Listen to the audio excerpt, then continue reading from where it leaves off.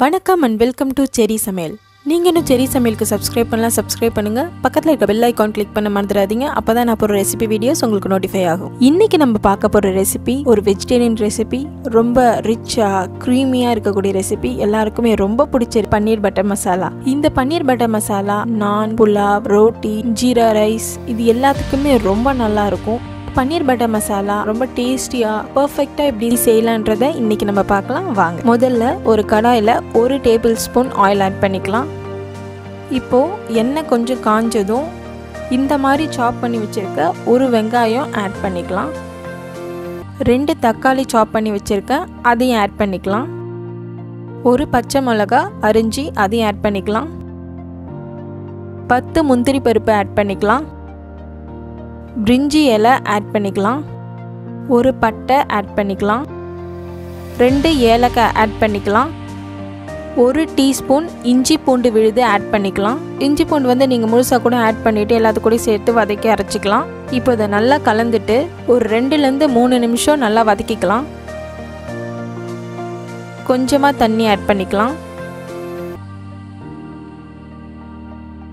5 Kashmiri red chilli add பண்ணிக்கலாம். இது வந்து நல்ல கலர் கொடுக்கும், ப்ளஸ் வந்து காரமும் வந்து மைல்டாக இருக்கும். பன்னீர் பட்டர் மசாலாவுக்கு வந்து காரம் மைல்டாக இருந்தாலே போதும், அதனால தான் நான் இதை ஆட் பண்ணுறேன். உங்ககிட்ட வந்து காஷ்மீர் ரெட் சில்லி இல்லைனா நீங்கள் வந்து நார்மல் வரமிளகாவே யூஸ் பண்ணிக்கலாம். இப்போ இதை மூடி போட்டு ஒரு 15 நிமிஷம் மீடியம் ஹீட்டில் குக் பண்ணிக்கலாம்.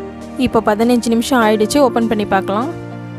பாருங்கள், தக்காளி வெங்காயம்லாம் நல்லா வெந்துருச்சு. இப்போ அடுப்பை ஆஃப் பண்ணிடலாம். நம்ம முன்னாடி ஆட் பண்ணோம் இல்லையா பட்டை, பிரிஞ்சி இலை, ஏலக்காய், அது எல்லாத்தையும் நம்ம ரிமூவ் பண்ணிடலாம். இப்போ இந்த மிக்சர் வந்து நல்லா ஆறட்டும். நல்லா ஆறுனதும் பிளெண்டரில் ஆட் பண்ணி ஒரு ஸ்மூத்தான மசாலா பேஸ்ட்டை அரைச்சி எடுத்துக்கலாம். 2 டேபிள் ஸ்பூன் பட்டர் கடாயில் ஆட் பண்ணிக்கலாம்.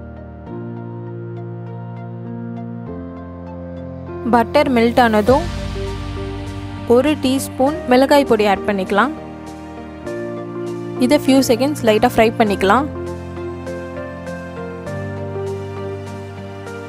நம்ம அரைச்சி வச்சுருக்கோம் இல்லையா மசாலா பேஸ்ட், அதை ஆட் பண்ணிக்கலாம்.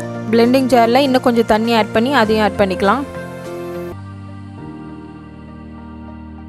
நல்லா மிக்ஸ் பண்ணி விட்டுக்கலாம்.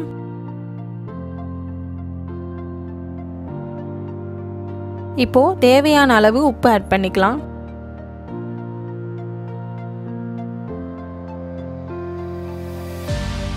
இப்போ மூடி போட்டு 2லேருந்து 3 நிமிஷம் குக் பண்ணிக்கலாம் மீடியம் ஹீட்டில். இப்போ லிட்டை ஓப்பன் பண்ணி பார்க்கலாம். பாருங்கள், கிரேவி நல்லா குக் ஆகியிருக்கு. 1 tablespoon fresh cream add பண்ணிக்கலாம். ஃப்ரெஷ் க்ரீம் தான் வந்து இதுக்கு வந்து ஒரு க்ரீமியான ரிச்சான ஃப்ளேவர் கொடுக்கும். உங்ககிட்ட ஃப்ரெஷ் க்ரீம் இல்லைன்னா பால்லேருந்து ஏடு வரும் இல்லையா, அதை கொஞ்சம் கலெக்ட் பண்ணிவிட்டு கொஞ்சம் பிளெண்ட் பண்ணி அதை ஆட் பண்ணிக்கோங்க. இது எதுவும் இல்லைன்னா நீங்கள் ஸ்கிப் பண்ணலாம், ஒன்றும் பெரிய பிரச்சனை இல்லை. 2 tablespoon condensed milk add பண்ணுறோம். கண்டென்ஸ் மில்க் ஆட் பண்ணிங்கன்னா அந்த க்ரீமிய டெக்ஸ்சர் அப்படியே மெயின்டைன் ஆகும், அதுக்காக தான் சொன்னேன். இல்லைன்னா ஒன்றும் பிரச்சனை இல்லை, நீங்கள் சுகர் ஆட் பண்ணிக்கலாம்.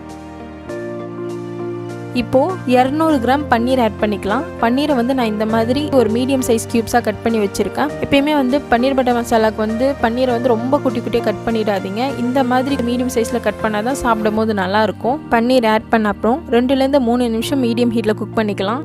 அது குக் ஆகிட்டே இருக்கட்டும். ஒரு சின்ன ஃப்ரை பேனில் 1 டீஸ்பூன் கசூரி மேத்தி ஆட் பண்ணி அதை லைட்டாக ட்ரை ரோஸ்ட் பண்ணிக்கலாம். ஏன் கசூரி மேத்தியை வந்து நான் ட்ரை ரோஸ்ட் பண்ணி ஆட் பண்ண சொல்கிறேன்னா, அது வந்து நீங்கள் க்ரஷ் பண்ணி ஆட் பண்ணும்போது நல்லா பவுடர் ஆகிடும். ஸோ வந்து நல்லா ஸ்ப்ரெட் ஆகி உங்களுக்கு நல்ல ஃப்ளேவர் கிடைக்கும். அதனால தான் வந்து லைட்டாக ட்ரை ரோஸ்ட் பண்ணிட்டு நான் ஆட் பண்ண சொல்கிறேன்.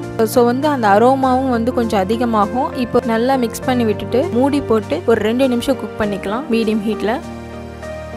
ஒரு 2 நிமிஷத்துக்கு அப்புறம் லிட்டை ஓப்பன் பண்ணிவிட்டு இப்போ இதை நல்லா கலந்துட்டு 1 டீஸ்பூன் கரம் மசாலா ஆட் பண்ணிக்கலாம். கரம் மசாலா ஆட் பண்ண அப்புறம் ஒரு 1லேருந்து 2 நிமிஷம் நல்லா ஸ்டிர் பண்ணிவிட்டு குக் பண்ணுங்கள்.